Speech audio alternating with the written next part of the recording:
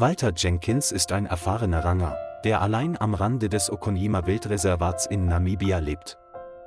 Sein altes Holzhaus liegt inmitten einer goldenen Wiese, wo es nur den Wind und das Geräusch wilder Vögel gibt. Sein einziger bester Freund ist Rex, ein treuer und intelligenter deutscher Schäferhund. Jeden Morgen steigen er und Rex in ihren alten Jeep und beginnen ihre Patrouille durch das Reservat. Sie passierten hohes Gras, Buschland und Wildtier-Trekkingpunkte. Rex war immer ein paar Schritte voraus, schnüffelte und machte auf alles Ungewöhnliche in dem stillen Raum aufmerksam.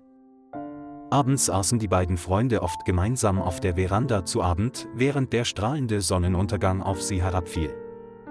Walter streichelte Rex oft und erzählte alte Geschichten, und Rex hörte still zu, seine Augen leuchteten vor Zuneigung. Er betrachtete Rex als Teil seiner Familie, als das Kind, das er nie hatte. Ihr Leben in diesem wilden Land ist einfach, eng verbunden und voller Glauben. Eines Morgens, als er sich zum Aufbruch bereit machte, hörte Walter ein ungewöhnliches Stöhnen vor dem Tor. Er rannte hinaus und sah Rex dort stehen, die Augen weit geöffnet, sein Blick, als wolle er etwas sagen. Hinter Rex kauerte ein Leopardenjunges, dessen geflecktes Fell sich vom roten Boden abhob. Der Leopard sah schwach und verwirrt aus, seine Augen blickten panisch und er atmete schwer, als hätte er gerade etwas Schreckliches erlebt. Walter stand einige Sekunden still, sein Herz hämmerte, aber die Erfahrung half ihm, seine Fassung schnell wieder zu erlangen. Er ging vorsichtig vorwärts, streckte langsam seine Hand aus und sprach tröstende Worte zu den beiden Tieren, die sich gegenüberstanden. Rex bellte nicht, warf Walter nur einen Blick zu und setzte sich dann hin, als wollte er sagen, er braucht unsere Hilfe. Walter trat zurück, ging ins Haus, um ein Stück frisches Fleisch zu holen, kam dann zurück und legte es dem Jungen vor. Der Leopard schnüffelte schüchtern und begann dann, Stück für Stück zu fressen, wobei er sich immer noch ängstlich umsah. Er setzte sich neben ihn, tätschelte Rex Kopf und flüsterte, »Du bist ein wunderbarer Freund.« Der kleine Leopard beruhigte sich allmählich, fraß den größten Teil des Fleisches und begann, seine Beine zu strecken und sich hinzusetzen. Walter wusste, dass dies kein Leopard war, der seine Beute verfolgte, sondern ein Geschöpf, das Liebe brauchte. Er vermutete, dass es sich von seiner Mutter verlaufen hatte und Rex es wahrscheinlich aufgelesen und zurückgebracht hatte. Ohne zu zögern beschloss er, beide im Auto zum Reserveeinsatzzentrum zu bringen. Im Auto rollte sich der Leopard auf dem Rücksitz zusammen, während Rex wie ein beschützender älterer Bruder neben ihm saß. Walter hielt vor dem Rettungszentrum im Naturschutzgebiet Okonyima an, das auf die Pflege verletzter Wildtiere spezialisiert ist.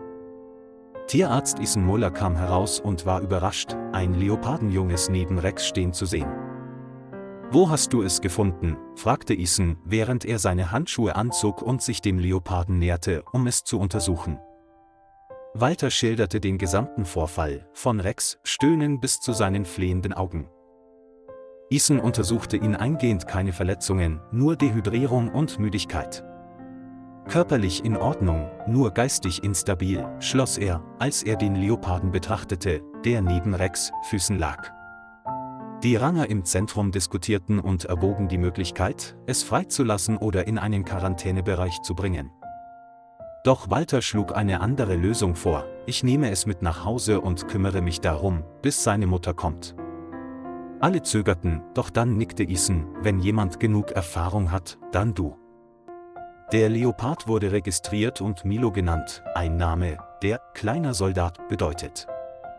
Walter unterzeichnete eine Verpflichtungserklärung und übernahm damit die Verantwortung für die Erziehung von Milo unter regelmäßiger Aufsicht des Zentrums. Sie bereiteten spezielle Nahrung und Medizin zu und gaben sie Walter mit. Rex stand neben ihm, als ob er verstanden hätte, dass er bald einen weiteren Freund in der Familie haben würde. Auf dem Rückweg schaute Walter in den Rückspiegel und sah, wie Milo seinen Kopf vertrauensvoll an Rex lehnte. Er lächelte sanft und voller Emotionen: Wir haben ein weiteres Mitglied, Rex. Walter machte eine Ecke des Zimmers frei, damit Milo sich ausruhen konnte. Er benutzte einen weichen Teppich und stellte Futter daneben. Rex lag immer in seiner Nähe und wich Milos Seite keinen halben Schritt, wie ein geduldiger und ruhiger älterer Bruder. Zuerst hatte Milo Angst, aber Rex beruhigte ihn und er öffnete sich allmählich der neuen Welt. Walter fütterte die beiden Tiere gleichzeitig, teilte das Fleisch mit seinen Händen gleichmäßig auf und brachte Milo bei, Rex' Anteil nicht zu nehmen. Milo lernte schnell und benahm sich höflich, als ob er die Regeln des kleinen Hauses mitten auf der Wiese verstünde. An sonnigen Nachmittagen spielten Rex und Milo zusammen unter den Bäumen, knabberten sich gegenseitig an den Schwänzen und jagten einander. Walter saß auf dem Holzstuhl, betrachtete die Szene und spürte Tränen in den Augen. Jede Nacht schliefen die beiden Tiere Seite an Seite, atmeten gleichmäßig und ihre Körper waren zusammengerollt wie bei zwei Kindern. Milo wuchs schnell, sein Fell wurde immer glänzender, sein Körper war stark und flexibel. Walter zeichnet Milos Fortschritte regelmäßig auf, um sie der Reserve zu melden. Er brachte Milo einfache Befehle bei, wie Stopp und Zurück, und er schien sie zu verstehen. Rex teilte geduldig alles mit Milo, eine Tasse Wasser, ein Stück Fleisch und sogar einen Platz zum Nickerchen. Ihre Freundschaft wurde zu etwas Besonderem, als hätte es zwischen Hund und Leopard nie eine Grenze gegeben. Walter begann sich leichte Sorgen zu machen, würde Milo eines Tages in den Wald zurückkehren und dieses Zuhause zurücklassen?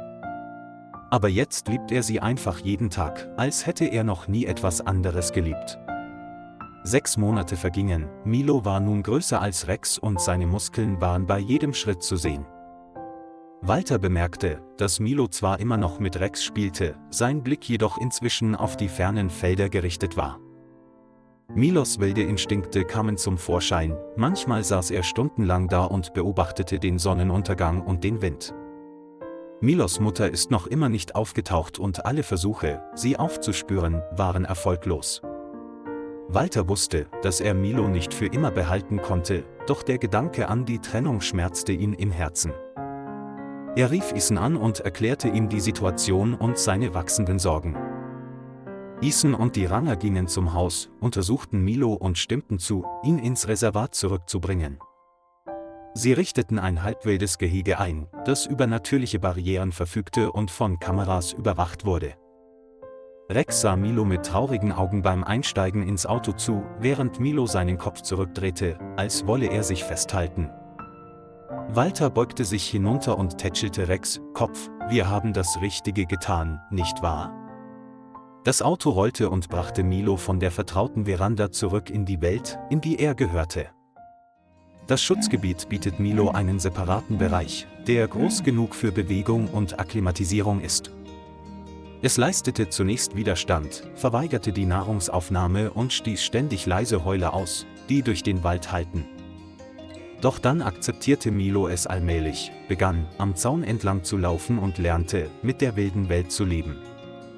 Und Walter stand in einiger Entfernung und beobachtete jeden Schritt des Geschöpfs, das er seinen Sohn nannte.